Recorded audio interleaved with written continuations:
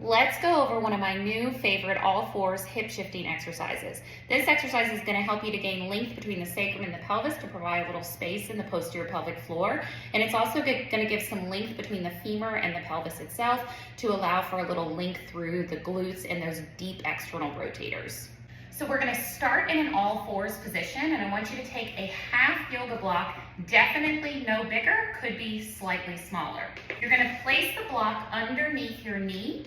From there, I want you to swivel your hip up and down and make sure you're not hiking your hip to one side or the other.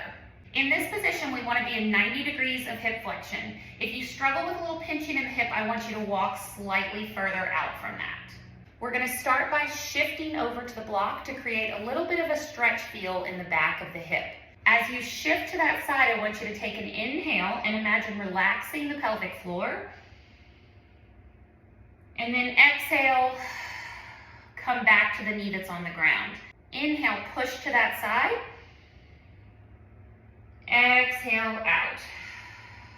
Here's what it looks like from behind. I want to shift, take an inhale, and then shift away from that hip, take an exhale. So it's a shift over and a shift back to the other side. I don't want to accidentally hike my hip up, and I don't want to kind of fall back into the hip either and sort of drop to the side. Next, we're going to focus on rotating the pelvis over the femur. So I'm going to shift over to that hip, and I'm going to elevate the opposite knee and then let it drop down. As I elevate, I'm going to exhale. And then as I drop down, I'm going to take my inhale, lengthening through the hip and the pelvic floor. So I'm taking an exhale here, and an inhale, dropping down and over.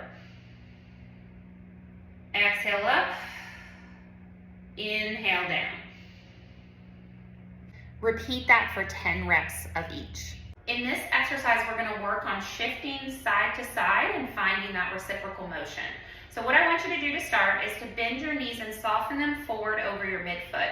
And then I just want you to shift your weight to one side so there's pressure going straight down. I'm not dropping my hip, I'm not pushing my hip out. I'm literally just soft knees over my midfoot and shifting to one side and then shifting to the other. Here's what it looks like from the side.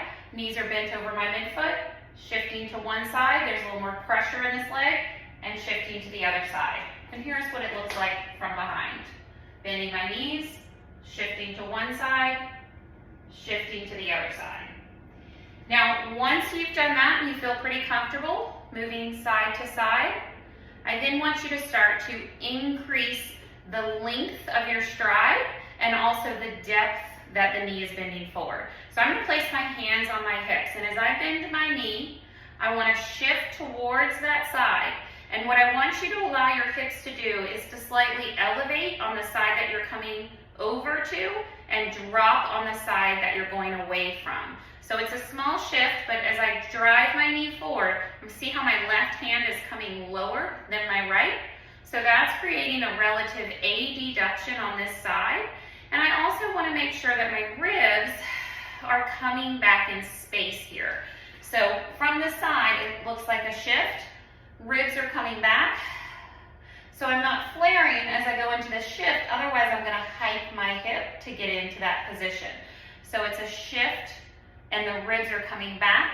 And then I'm going to shift to the opposite side, find that same position. So when you're starting out with this, I want you to shift, hold for a second, take a full inhale. Exhale, ribs back. Let your body settle down over that leg. Switch to the other side. I'm shifting the ribs back. On that exhale, take a full inhale. And then you can start to switch side to side as you get comfortable. So with the front of the hips, or the ASIS, you can think of not allowing this hip to open away from that leg, but keeping them relatively straight forward. I don't want the knee to bow out, so I'm keeping myself in as much knee flexion, hip flexion as I can without overdoing it and allowing the knee to rotate out. So it's just a shift into the hip, shift into the hip.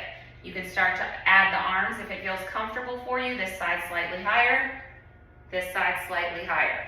And I'm just going to move back and forth between those two positions. shifting, shifting. So every time I go to each side, I get a length through the back of the hip and then over to the other side. Here's what it looks like from behind. Shift, shift, shift, shift, shift, shift.